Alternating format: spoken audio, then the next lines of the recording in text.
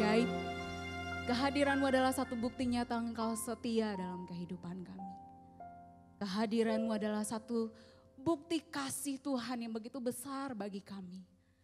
Kalau kami boleh merayakan kembali Tuhan hari kelahiran-Mu dan mempersiapkan diri untuk menyambut kelahiran-Mu. Tuhan, biarlah setiap kebenaran firman Tuhan yang kami dengar sungguh mempersiapkan kami, sungguh membangun iman kami, sungguh memberikan satu pengharapan baru bagi kami. Kami dibaharui, iman kami dikuatkan, roh kami Tuhan bangun semakin kuat untuk hidup sebagai murid Tuhan yang bersaksi bagi dunia ini. Terima kasih Tuhan, biar pemberitaan firman Tuhan ini Tuhan yang menyertai. Biar Engkau berbicara secara pribadi melalui setiap kata-kata yang kami dengar. Dan kami boleh melihat kuasa Tuhan sungguh bekerja atas setiap kami. Dan biarlah di dalam kuasa-Mu, urapan-Mu dan naungan-Mu hamba-Mu boleh memberitakan firman Tuhan ini dengan satu keyakinan. Bahwa firman-Mu yang telah Kau beritakan kepada kami itu tidak akan kembali kepadamu sia-sia Tuhan. Tapi sungguh akan menjadi satu kehidupan yang bergerak, bekerja, membaharui dan membangun kehidupan iman kami semakin kuat di dalam Tuhan. Terima kasih Tuhan Yesus, ini doa kami di dalam nama-Mu kami bersyukur dan berdoa. Amin. Satu pengalaman tersendiri buat saya ketika membaca dan mempersiapkan kebenaran firman Tuhan dari Yohanes 1 ayat 1 sampai 9. Firman ini menjadi satu pembelajaran yang waktu pas saya mengikuti perkuliahan tentang satu doktrin yang berkaitan dengan bagian ini ya tentang keilahian Kristus. Itu membuat saya terus mencoba untuk memahami sebenarnya apa yang mau disampaikan ketika dikatakan bahwa firman itu adalah Kristus sendiri yang menyatakan dirinya ke tengah-tengah kita dalam wujud dan rupa seorang hamba manusia yang melayani kita, yang menebus dosa kita dan menyelamatkan kita dari hukuman dosa. Dan doa saya Bapak Ibu tidak melewatkan satu kebenaran firman pun yang sungguh menguatkan dan menyegarkan kehidupan kita. Saya akan bacakan dari Yohanes 1 ayat 1 sampai 9 buat kita semua supaya kita bisa menyimak bagian ini bersama-sama. Hope in Christ, Yohanes 1 ayat 1 sampai 9 saya akan bacakan. Firman yang telah menjadi manusia. Pada mulanya adalah firman. Firman itu bersama-sama dengan Allah. Dan firman itu adalah Allah. Ia pada mulanya bersama-sama dengan Allah. Segala sesuatu dijadikan oleh Dia dan tanpa Dia tidak ada sesuatu pun yang telah jadi dari segala yang telah dijadikan. Dalam Dia ada hidup dan hidup itu adalah terang manusia. Terang itu bercahaya di dalam kegelapan dan kegelapan itu tidak menguasainya. Datanglah seorang yang diutus Allah namanya Yohanes. Ia datang sebagai saksi untuk memberi kesaksian tentang terang itu. Supaya oleh dia semua orang menjadi percaya. Ia bukan terang itu, maksudnya Yohanes. Tetapi ia harus memberi kesaksian tentang terang itu. Terang yang sesungguhnya yang menerangi setiap orang sedang datang ke dalam dunia. Ya. Minggu lalu waktu pas saya dan beberapa adik-adik di tempat ini sedang latihan untuk choir youth Natal, ya, terus terjadi sesuatu yang cukup memperlihatkan bahwa anak-anak muda di tempat ini ya Winardi itu mengikuti kekinian. Ya, Winardi dengan mukanya yang cakep gitu ya datang kepada saya bilang, Kak, kita bikin mannequin challenge yuk gitu ya. Wah, jadi semuanya ada yang ngerti, ada yang gak ngerti, yang ngerti, oh yuk gitu ya, berpose lah. Kalau gak salah tuh di Instagram ya diposting. Saya pikir di Facebook, saya sudah ready saya mau tayangin supaya jemaat lihat di hasil karya anak muda nih yang mengikuti kekinian. Mannequin Challenge ini adalah satu aksi di mana anak-anak muda sekarang itu merekam aksi mereka untuk satu waktu, untuk beberapa waktu yang sangat pendek sekali, mereka menjadi patung. Ada yang gayanya keren, Jackie. Ya. Ada yang harusnya pianis, dadakan jadi gitaris karena Mannequin Challenge, Clara. Gitu ya.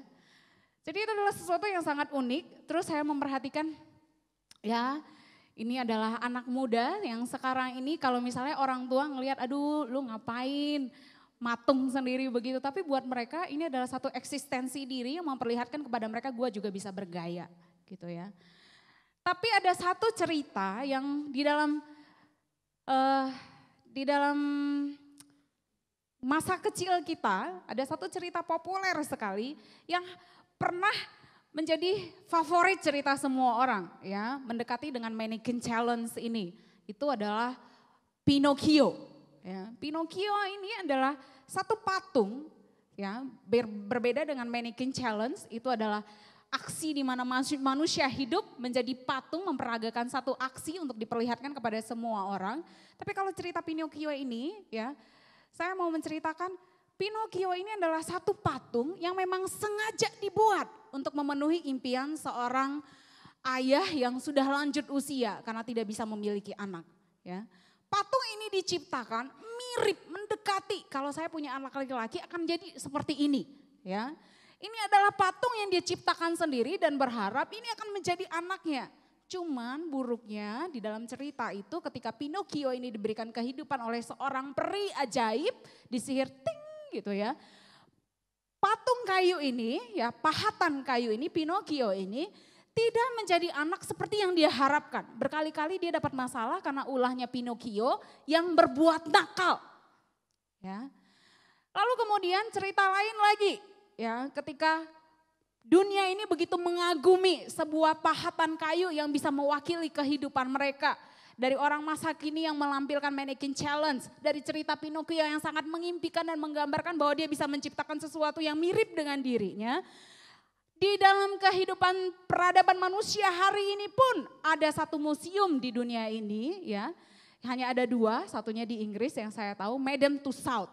Madame Tussauds ini adalah satu museum yang sengaja dibangun hanya untuk mengabadikan tokoh-tokoh yang pernah hidup di dalam sejarah peradaban manusia yang menggerakkan, yang melakukan revolusi, yang berjuang atau orang-orang yang terkenal, terkaya, ya orang-orang yang berjasa untuk dunia ini, lalu dijadikan patung lilin dan berdiri. Yang saya mau sampaikan apa?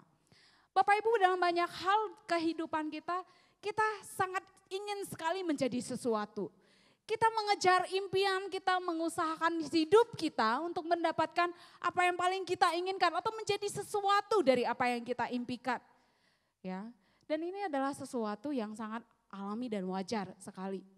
Tapi ada satu impian terbesar yang sebenarnya itu ditempatkan di dalam kehidupan kita ketika Tuhan menjadikan kita, ketika Tuhan berpikir akan menciptakan Calvin. Ketika Tuhan berpikir akan menjadikan Welia dan hadir di tengah-tengah dunia ini. Ketika Tuhan memikirkan tentang April lalu menghadirkan April tengah-tengah keluarganya. Ketika Tuhan memikirkan siapapun di antara kita semua di tempat ini. Tuhan sebenarnya memberikan satu hasrat, satu kerinduan, satu impian terbesar. Bahwa kita akan menjadi manusia yang diciptakan bagi dia. Untuk memancarkan gambar dan rupa dia bagi dunia ini. Ya. Sama seperti harapan ketika kamu Mannequin Challenge, kamu berharap orang bisa membaca sesuatu. Saya sedang memperagakan sesuatu, kamu baca, ini pesan saya. Kamu mengerti siapa yang saya tiru. Kamu pahami apa yang sedang saya kerjakan dan lakukan. Begitu juga dengan Papa Peto yang menciptakan Pinocchio ketika dia berharap pahatan kayu itu ketika diberikan kehidupan akan menjadi anaknya. Yang menunjukkan kebaikan hatinya tapi gagal. Ya, kehidupan kita pun Tuhan harapkan ketika dibentuk dan dijadikan. Kamu milikku Winardi, kata Tuhan. Kamu milikku Jessica, kata Tuhan. Kamu milikku. Jadilah sebagaimana seharusnya kamu memang adalah milikku. Diciptakan, dijadikan untuk memenuhi impian terbesar itu. Tapi yang terjadi di dalam kehidupan kita ketika kita mulai tertarik dengan segala sesuatu yang ada di dunia ini, usaha kita, tenaga kita, pikiran kita itu dihabiskan untuk memenuhi impian kita. Impian kita yang mana? Impian untuk menjadi besar, impian untuk menjadi terkenal, impian untuk menjadi berprestasi, impian untuk menjadi orang yang dikagumi. Dikagumi belum tentu berkenan di hadapan Allah. Berprestasi belum tentu dicintai oleh Allah. Manusia lupa ketika mereka hidup di tengah-tengah dunia ini dijadikan bagi dia. Allah sangat merindukan kehidupan kita. Itu berbicara segala sesuatunya tentang dia. Sehingga apa yang dia rindukan itu terjadi. Kita memancarkan kemuliaannya. Yohanes melihat satu permasalahan yang sama terjadi ketika pasal 1 ini ditulis. Yohanes hidup dan dibesarkan di tengah-tengah orang-orang Yahudi, apalagi dia adalah anak seorang imam besar, dan saya pikir dia adalah orang yang sangat familiar sekali dengan semua adat istiadat di Yahudi, dan anak yang pasti terkenal sangat baik sekali, sangat tahu sekali segala hukum orang Yahudi, tapi melihat satu kehidupan yang sangat ironi sekali ketika dia dibesarkan di tengah-tengah kalangan itu. Kamu kenal firman yang Tuhan nyatakan di dalam kehidupanmu. Kamu adalah saksi dari semua perbuatan ajaib Tuhan di dalam sejarah kehidupan nenek moyangmu. Tapi ketika Allah itu datang ke tengah-tengah kamu, kamu menolak dia dan tidak mengenal dia. Ya. Satu fakta yang sangat ironis sekali ketika Yohanes melihat dalam bahasa saya, supaya kita bisa mengerti, dia justru melihat sebuah manekin tubuh yang seolah-olah hidup tapi tidak memiliki relasi dengan si pemberi hidup. Mereka adalah manekin, patung, pahatan, ciptaan yang mengenakan semua atribut rohani orang-orang Yahudi, tapi tidak memiliki relasi dengan Tuhannya. Tidak mengenal siapa penciptanya. Sesuatu yang sangat ironi sekali. Maka hasil kehidupan mereka adalah mereka menjadi orang yang sangat agamawi, tapi kehilangan kasih di dalam kehidupan mereka. Mereka menjadi orang yang sangat rohani, tapi penuh dengan permusuhan satu dengan yang lainnya. Maka terpecah di dalam 4 golongan orang Yahudi yang terlalu meninggikan aturan A menjadi orang Saduki, meninggikan orang yang bangkit dari mati, meninggikan semua aturan ritual tata hidup menjadi kaum orang Lewi, menjadi kaum orang-orang Farisi. Ini sesuatu yang sangat ironi dan menyedihkan sekali. Nah, melihat kebenaran ini Yohanes kemudian menyuarakan di dalam ayat yang pertama. Kamu harus mendengar, kamu harus tahu bahwa Allah itu yang ada di dalam kehidupanmu yang menyatakan dirinya itu. Ada dari sejak kekekalan, menyatakan dirinya di dalam kehidupanmu. Untuk supaya engkau mengenal bahwa dia adalah Allahmu.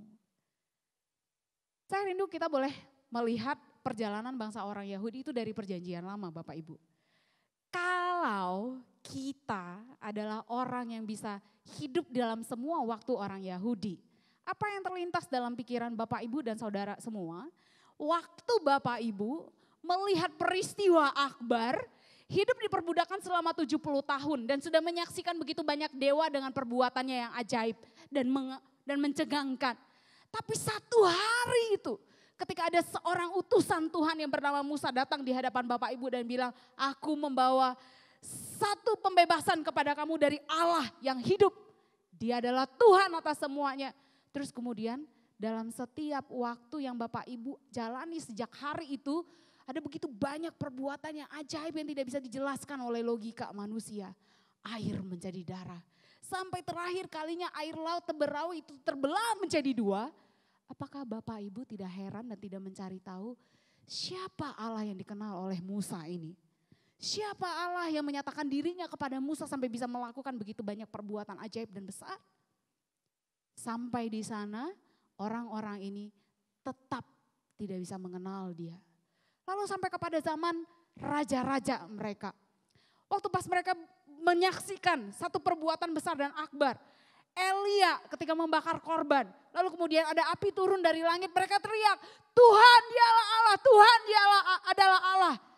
Tapi tidak lama setelah itu mereka kembali menyembah kepada Allah-Allah asing. Karena buat mereka siapa Allah itu masih belum mereka bisa mengerti.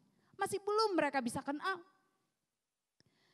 Tapi di dalam kehidupan hamba-hambanya, Tuhan menyatakan diri dengan luar biasa, menampakkan diri dengan luar biasa, tetap hamba-hamba itu pun tidak bisa membawa umatnya, menyaksikan kepada umatnya siapa Tuhan itu kepada umat Yahudi pada masa itu.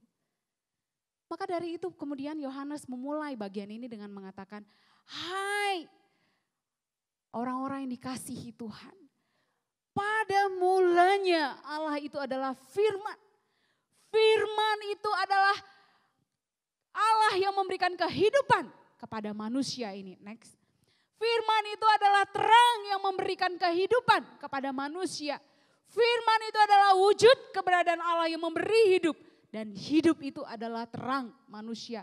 Ini yang Yohanes coba untuk katakan kepada orang-orang Yahudi pada masa itu untuk bisa melihat betapa kudus, betapa suci, betapa agungnya Allah itu yang tidak bisa dimengerti oleh manusia. Kemudian turun menyatakan dirinya, mengambil rupa menjadi seorang manusia. Ini bukan sesuatu hal yang sepele, ini bukan sesuatu hal yang mudah. Karena bagi seorang yang lebih tinggi kedudukannya dari kita. Bagi seorang yang kedudukannya lebih tinggi, lebih agung dari kita. Dia turun mengambil rupa yang sama dengan kita, menjadi seorang manusia. Firman itu hadir bukan hanya lewat perkataan seperti yang didengar oleh orang Yahudi dari abad ke abad. Firman itu bukan hanya hadir di dalam bentuk tanda dan mujizat seperti yang dialami oleh orang-orang Yahudi pada masa kehidupan sejarah masa lalu mereka. Firman itu kini hadir di depan mata mereka, menjadi nyata di dalam hidup mereka. Mereka bisa lihat, mereka bisa dengar, mereka bisa raba, mereka bisa saksikan. Siapa Allah itu? Siapa Allah itu? Ketika firman itu menjadi manusia di tengah-tengah dunia. Ada sesuatu yang besar terjadi. Bapak Ibu, waktu Yesus itu menjadi manusia di tengah-tengah orang Yahudi. Adakah orang-orang Yahudi ini kemudian bisa menyambut dia? Bisa mengatakan bahwa dia percaya kepada Yesus Juru Selamat mereka. Allah sudah memakai semua cara untuk menyatakan dirinya kepada umat manusia. Dan yang terakhir itu adalah dengan mengambil wujud sebagai manusia. Dan ketika dia mengambil wujud sebagai manusia, dia hanya mau menyuarakan satu kebenaran saja. Aku adalah manusia yang seharusnya menjadi teladanmu untuk kamu tahu, untuk kamu mengingat kembali impian terbesar yang dia taruh di dalam hatimu. Bagaimana kamu seharusnya hidup sebagai seorang manusia. Ini adalah satu pukulan hebat dan keras bagi orang Yahudi yang sangat percaya bahwa Allah mereka adalah satu-satunya Allah yang menciptakan alam semesta. Dan tidak mungkin mau turun jabatan untuk menjadi seorang manusia. Ini yang membuat mereka menjadi semakin sulit untuk percaya bahwa Allah itu adalah Allah yang sanggup melakukan hal-hal yang tidak terpikirkan oleh mereka, termasuk turun menjadi manusia. Allah menjadi manusia karena melihat manusia gagal untuk mencari tahu impian terbesar Allah dalam kehidupan mereka. Allah menjadi manusia karena manusia gagal untuk mengenal penciptanya, gagal untuk hidup sebagai ciptaannya Allah. Mereka hidup dengan aturan main yang salah, makanya Allah turun menjadi manusia. Apa yang terjadi dalam kehidupan kita ketika kita gagal memenuhi impian terbesar Allah? Kita menjadi orang yang hidup tanpa pengharapan. Kita menjadi orang yang menghabiskan hari-hari di dunia ini tanpa ada sesuatu yang berarti. Kita menjadi orang yang hidup di dunia ini hanya untuk menghabiskan waktu tanpa ada sesuatu yang bernilai, yang membuat kita bisa menemukan arti hidup kita, yang membuat kita bisa menemukan tujuan hidup kita sebenarnya di dalam Tuhan. Dan ini adalah maksud dari kegelapan yang Yohanes sampaikan. Bahwa ketika manusia itu hidup di dalam dosa, manusia itu tinggal di dalam kegelapan yang menghasilkan kepada mereka penderitaan, yang menghasilkan kepada mereka keputusasaan, tidak bisa mendapatkan apa yang berarti di dalam kehidupan mereka. Ini adalah sebuah rahasia yang besar bagi setiap kita. Next, ketika Allah itu menjadi manusia di dalam hidup kita, kita bisa melihat firman itu dalam wujud yang nyata. Kita bisa melihat firman ketika dikatakan, kamu kasihi sesamamu. Firman itu berjalan dan bergerak dengan hidup, lalu menunjukkan kasih itu yang seperti apa yang harus kamu kerjakan. Kasih yang membawa dia sampai mati di kayu salib. Kasih yang mengampuni musuh, itu kasih yang seperti apa? Kita gak pernah punya modelnya. Nabi-nabi tidak pernah mengalami penderitaan sampai sehebat itu, sehingga kita bisa meneladani mereka. Lalu Yesus ini yang menjadi panutan kita, teladan kita, itu menunjukkan kasih itu yang seperti apa yang harus dikerjakan. Waktu kita mau menunjukkan kemurahan hati, Yesus ini menunjukkan kemurahan hatinya kepada orang-orang yang dia layani. Celakanya ketika kita menjadi orang percaya yang mendengarkan firman Tuhan tidak melakukannya, itu sama dengan kita menolak firman. Penolak firman berarti tidak melakukan firman Tuhan itu dalam kehidupan kita. Dan ketika kita tidak melakukan firman itu sama artinya kita hidup dalam kegelapan. Lebih buruk lagi dalam bahasa yang sederhana, kita menolak melakukan firman, kita sama dengan mendukakan Tuhan. Karena firman itu adalah Tuhan sendiri yang datang secara pribadi berbicara memperdengarkan suaranya. Yang datang secara pribadi membuka isi hatinya supaya kita semua tahu apa yang dia mau dalam kehidupan kita. Yang datang di dalam kehidupan kita dengan cara yang paling nyata. Berbicara dengan suara yang paling jelas melalui kebenaran firman Tuhannya untuk mengatakan kepada kita, kamu berdosa, kamu harus bertobat. Kamu kurang mengasihi, kamu harus belajar mengasihi. Kamu kurang untuk memberikan syukur kepadaku, kamu harus belajar untuk memberikan syukur kepadaku. Kalau kita tidak meresponi kebenaran firman Tuhan dengan tidak melakukannya, maka kita akan terus menerus datang kepada Tuhan berdoa minta bilang begini, Tuhan saya susah sekali, hidup saya selalu mengalami masalah. Kita bicarakan adalah selalu tentang diri kita. Tuhan, saya susah sekali. Teman-teman saya menyusahkan. Tuhan, saya susah sekali. Pekerjaan saya menyulitkan. Tuhan, saya susah sekali. Masalah saya begitu besar. Karena kita tidak punya relasi dengan Tuhan, kita sulit untuk melihat apa yang sebenarnya Tuhan mau. Ya, untuk kita doakan lebih banyak selain dari kebutuhan kita. Kita tidak akan pernah bisa melihat ada harapan di dalam masalah kehidupan kita ketika tidak ada firman dalam hidup kita. Kita tidak akan bisa melihat solusi dari setiap masalah kita kalau tidak ada firman di dalam kehidupan kita. Maka di dalam ayat yang keempat dan kelima sangat jelas sekali dikatakan, waktu firman itu menerangi kehidupanmu, firman itu memberikan kehidupan. Waktu Allah menjadikan kita di kejadian yang pertama, jelas sekali. Siklus itu bisa dilihat dengan jelas. Tanah liat yang Tuhan bentuk menjadi gambar dan rupa dia. Itu hanya menjadi satu tanah liat yang mati. Mungkin dalam pemikiran saya, ini belum tentu benar.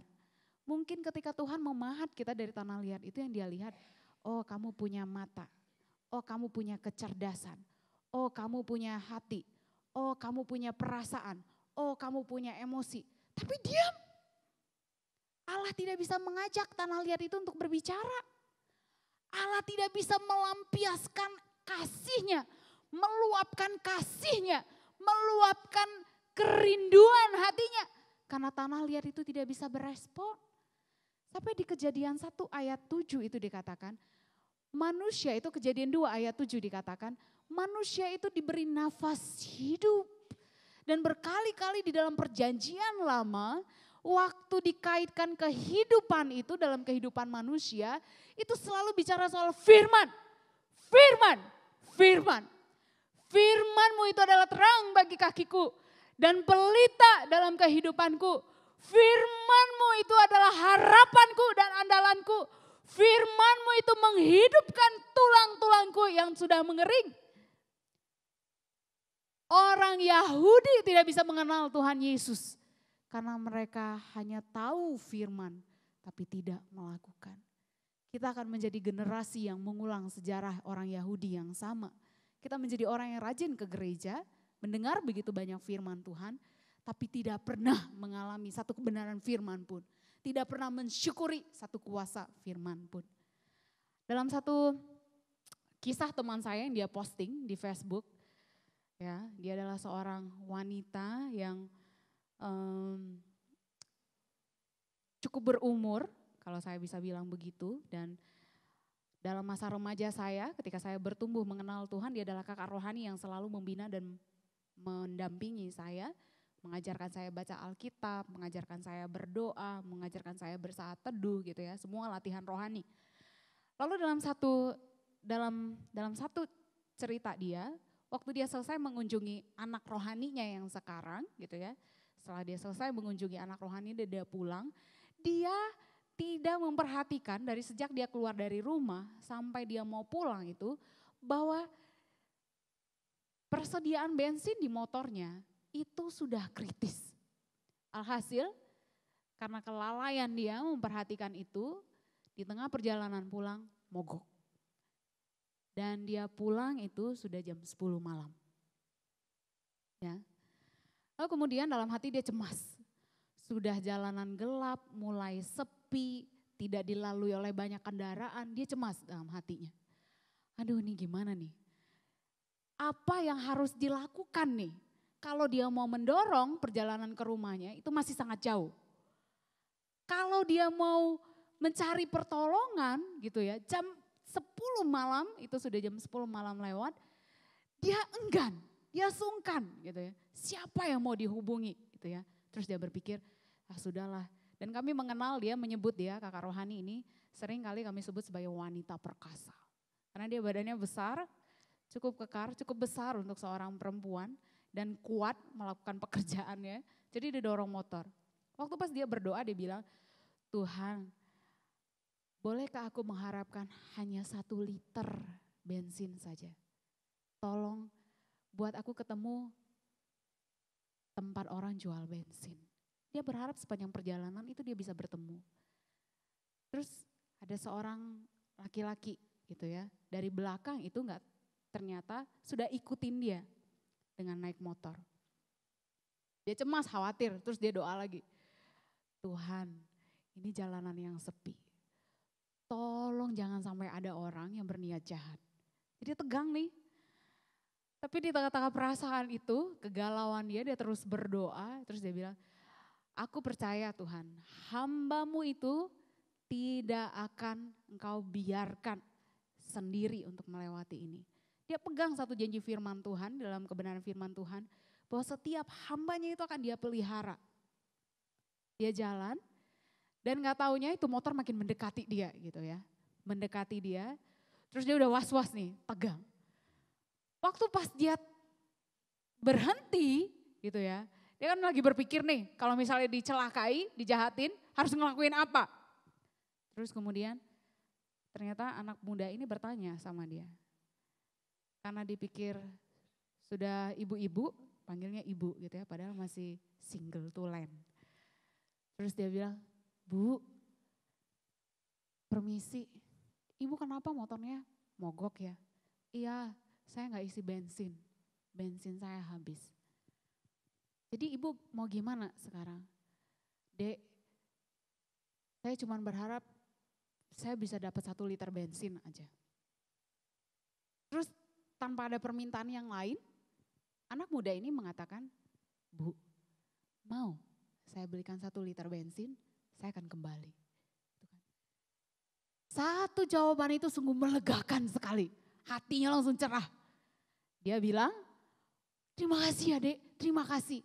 Tapi tahu gak, itu 10 menit nunggu, jalanan makin sepi, sudah jam 11 malam gitu ya.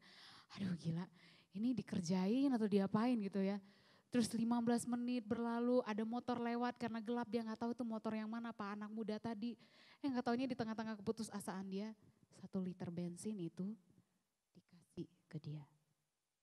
Dan dia menuliskan, dia bilang, tidak ada yang pernah mendapatkan pertolongan yang seperti itu buat dia. Rasanya itu satu kebetulan yang terlalu kebetulan sekali. Anak muda itu dia tidak kenal. Anak muda itu dia tidak tahu. Anak muda itu memberikan 1 liter bensin yang membuat dia bisa berjalan pulang sampai ke rumahnya. Dan dia sangat bersyukur sekali kepada Tuhan. Ada begitu banyak hal yang mungkin kita bisa lakukan waktu kita ngalamin masalah itu. Saya percaya kalau saya udah duluan ngalamin masalah itu dengan saya yang cerewet begini, saya pasti bersungut-sungut.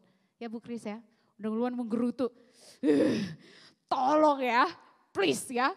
Motor mogok jam malam begini. Mana motor saya berat lagi kalau didorong saudara. Saya pernah siang-siang motor itu mogok, saya dorong setengah mati. Saya udah mau menangis gitu ya, mama saya telepon-telepon. Motor mogok tuh pasti udah bikin bersungut-sungut. Tapi masalah lain dalam kehidupan kita, banyak hal yang membuat kita juga berespon lebih buruk lagi. Waktu kita dilukai, langsung marah, berharap untuk melukai orang itu.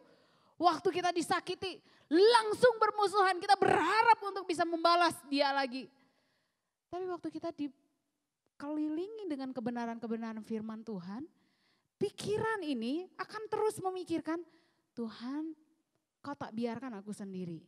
Aku punya kesulitan, aku punya masalah, Tuhan Kau tahu caranya apa. Bukankah dunia ini mengajarkan hal yang berbeda sekali dengan kebenaran firman Tuhan, sehingga buat kita sangat mudah sekali untuk terus menerus ya, hidup di dalam kegelapan karena kita tidak punya firman Tuhan di dalam kehidupan kita. Ada begitu banyak sekali kisah-kisah di dunia ini yang menceritakan anak remaja bunuh diri. Gara-gara gak punya gadget, gara-gara gak punya Android, bunuh diri. Gara-gara gak bisa beli Android, jual ginjal. Gara-gara gak bisa secantik, secakep orang-orang Korea, gitu ya, jual diri. Ada begitu banyak hal yang menjadi solusi. Ada orang yang punya usaha gagal, lari. Ya, ke jima-jima sakti, ke dukun-dukun. Banyak hal yang membuat kemudian hidup kita justru tidak menemukan solusi di mana Tuhan merindukan. Dia hadir dalam kehidupan kita. Dan ada satu kerinduan Tuhan ketika kita memenuhi panggilan kita sebagai ciptaannya. Ketika Tuhan itu melihat kita menggambarkan gambar dan rupa dia. Yohanes ini menjadi satu perintis di mana kita bisa melihat murid yang di dalam kehidupannya memberikan kesaksian dirinya. Itu menjadi orang yang menyaksikan terang bagi dunia ini.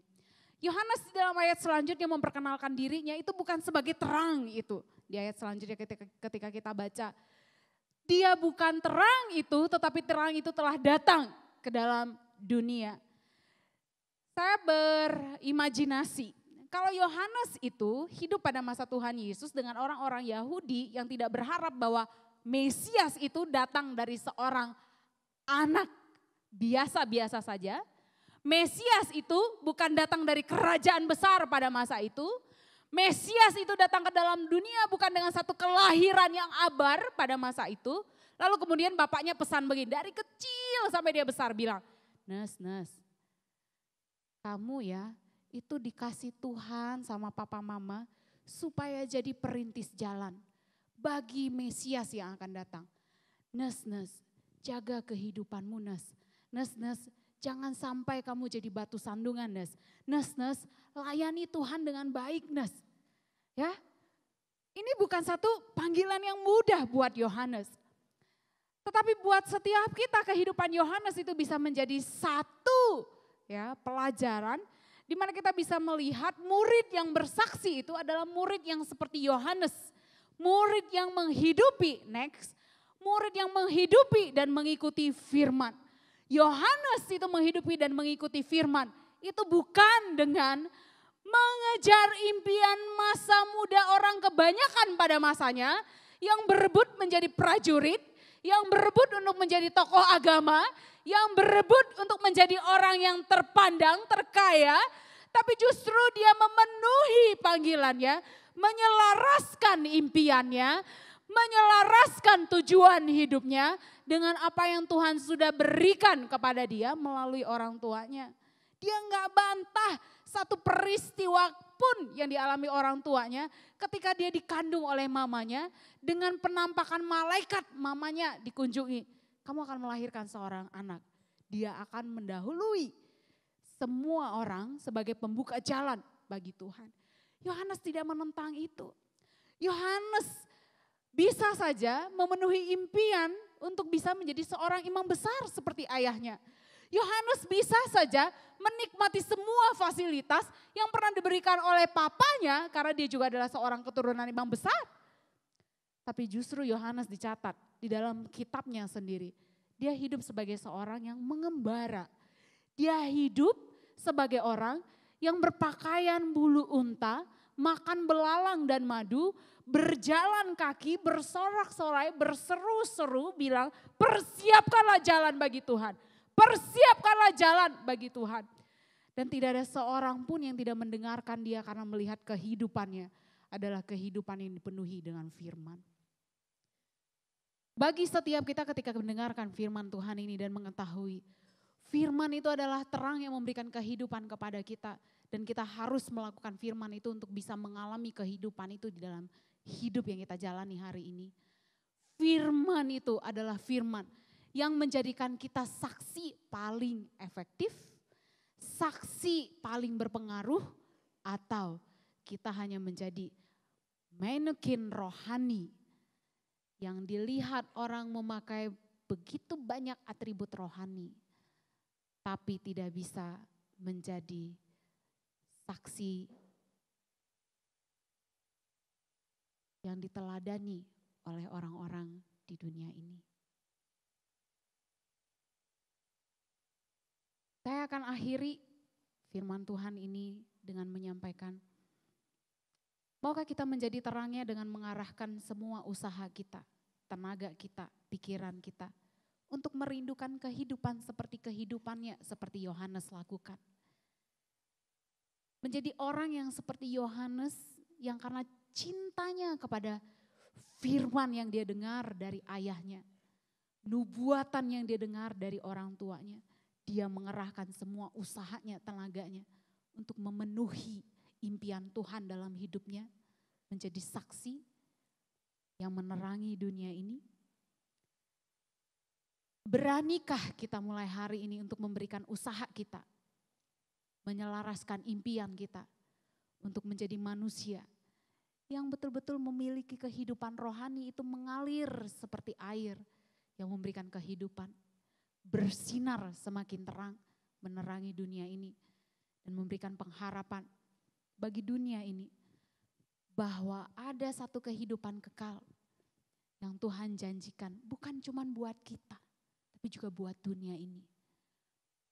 Bahwa kelahiran Kristus ke dalam dunia itu untuk bisa melahirkan Kristus-Kristus kecil di dunia ini. Untuk bisa menghadirkan Kristus-Kristus yang dengan kehidupannya menerangi dunia ini. Atau kita sekedar cukup jadi orang Kristen, jadi orang percaya yang dengan serakah menikmati semua berkat, menikmati semua persekutuan, menikmati perjumpaan dengan Tuhan tanpa membaginya kepada orang lain. Kita akan berakhir menjadi seperti aksi mannequin challenge anak-anak youth. Hanya dilihat sebagai sebuah pajangan. Tidak memberi dampak, tidak bersuara, tidak berkata-kata, tidak menyampaikan apa-apa. Dan kalau itu yang dipikirkan oleh setiap kita, bertobatlah. Tuhan tidak menyelamatkan kita untuk menjadi sebuah patung rohani yang dipajang di tengah-tengah dunia ini.